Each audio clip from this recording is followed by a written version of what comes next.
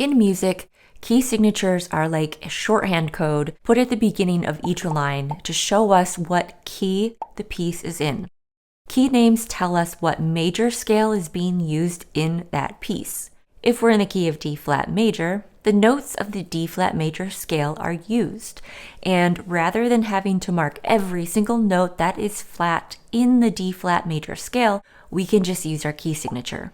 Knowledge of key signatures helps us in our reading, theory, and definitely composition and improvisation as well. Unless, of course, you're happy with just using the same 4 chords in the same key every single time.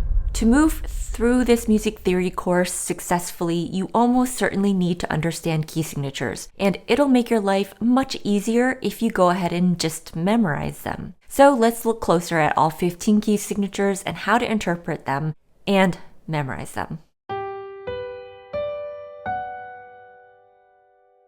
Key signatures are divided into flat and sharp keys, except for C major, which has no flats or sharps. This is the easiest key to understand and how most of us begin. Let's look at the sharp keys. The key signature with the most sharps, C sharp major, has 7 sharps. We're looking at this first so you can notice the order of sharps. Every single sharp key signature follows this placement of sharps and order: F sharp, C sharp, G sharp, D sharp, A sharp, E sharp, and B sharp. If you have a key signature with only 6 sharps, it will be exactly the same as C sharp major. The only difference is that it won't include that 7th and final B sharp. To remember this order of sharps that happens in every single sharp key, many people use a mnemonic device. Funny cats go down alleys eating bugs. That's the one I learned. It's certainly not the only one. You can make up your own if you want, as long as you remember the order of sharps. Because once you remember the order of sharps, you know the order of flats.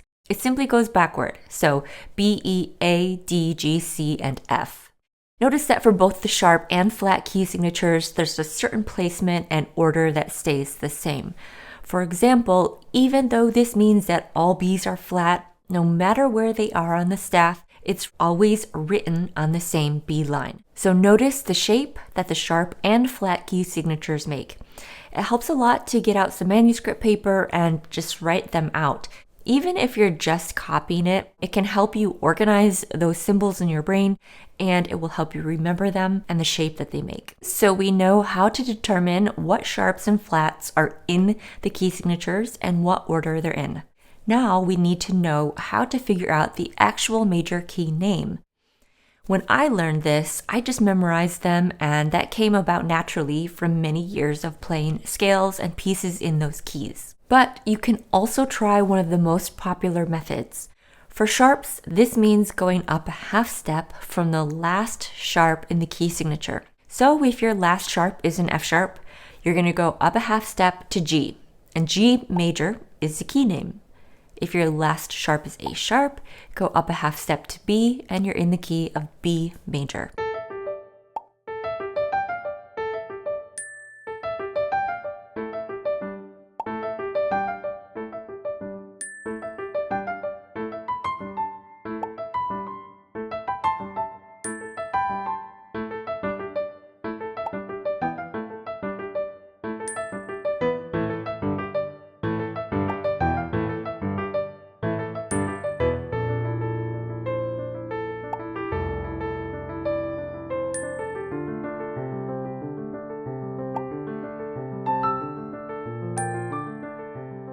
For the flat key signatures, take the second to last flat, and this is the name of the key. So if the second to last flat is A flat, you're in the key of A flat. There is one exception, and that is for the flat key with only one flat. This is F major, and you just have to memorize it.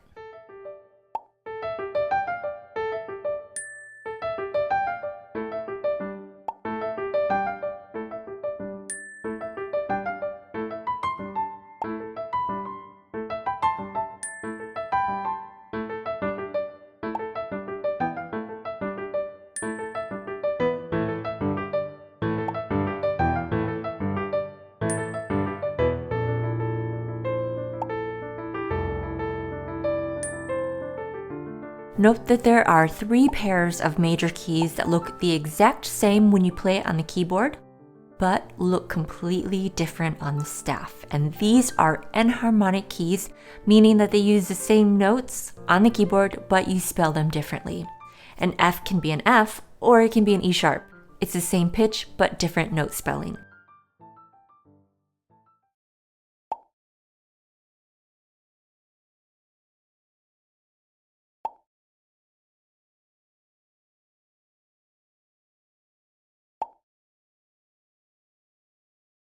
Let's use key signatures practically. If you saw this key signature and wanted to know what the key name was, and therefore what major scale to play, how could we figure this out? Well, first, I'd write out the order of sharps and flats. Then I'd think of the flat key signature rule, stating that the name of the key can be found by finding the second to last flat.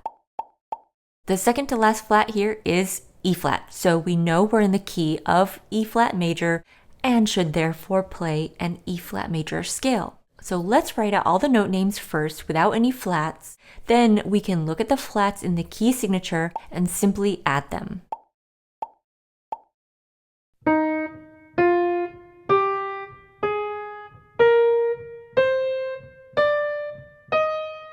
Going through this process is important to intellectually understanding how key signatures and key names work. But eventually, you can see how simply memorizing what each key signature looks like and what key it signifies is a much faster process.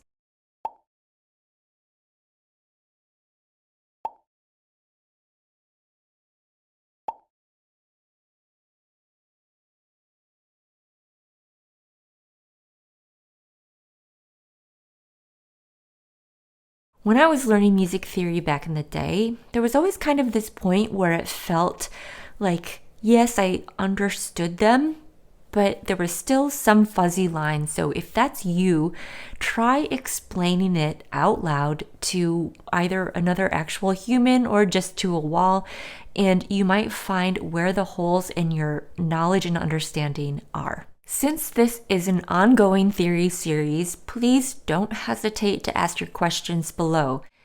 Theory can be a little like math in that you might struggle with a concept until just one little tweak in an explanation happens, or you read something and then it just suddenly clicks and seems very obvious and easy to you.